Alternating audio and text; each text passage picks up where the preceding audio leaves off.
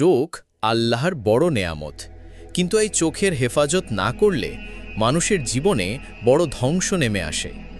ইসলাম শিখিয়েছে চোখকে হারাম থেকে বাঁচাও, কারণ চোখের পাপ থেকে অনেক বড় গুনাহের সূচনা হয়।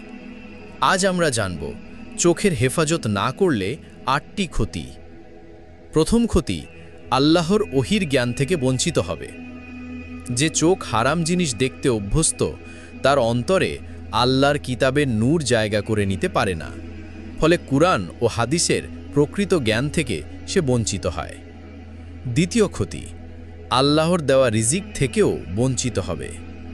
পাপ শুধু আখিরাতেই নয়, দুনিয়ার রুজিতেও প্রভাব ফেলে। চোখের গোনা রিজিকের বরকত কমিয়ে দেয়, কখনো রিজিকই সংকীর্ণ হয়ে যায়। তৃতীয় ক্ষতি, আল্লাহর ইবাদত করার তাওফিক কেড়ে নেওয়া হবে। যখন চোখ হারামে লিপ্ত থাকে, তখন নামাজ পড়ার মন থাকে না, কুরআন খোলার আগ্রহ কমে যায়, ধীরে ধীরে ইবাদতই ভারী মনে হয়। চতুর্থ ক্ষতি, তাকবীরের উচ্ছ্বাস হারিয়ে যাবে।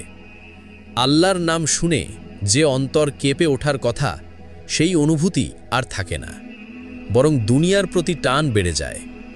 পঞ্চম ক্ষতি, তাহাজ্জুদ মিস হয়ে যাবে।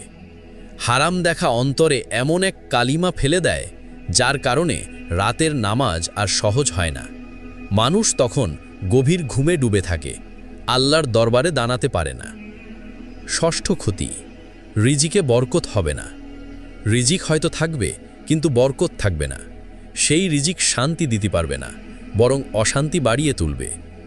সপ্তম ক্ষতি, মুখস্থ ইলম ভুলে যাবে।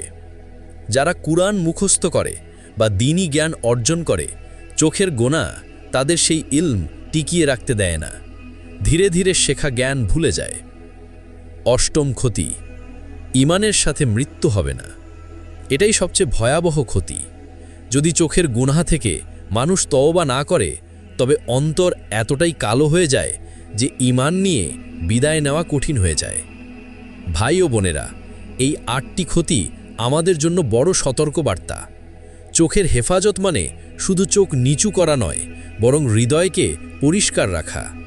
আল্লাহ আমাদের সবাইকে যেন হারাম থেকে চোখ বাঁচানোর তাওফিক দেন এবং শেষ নিঃশ্বাস পর্যন্ত ঈমানের আলোতে রাখেন।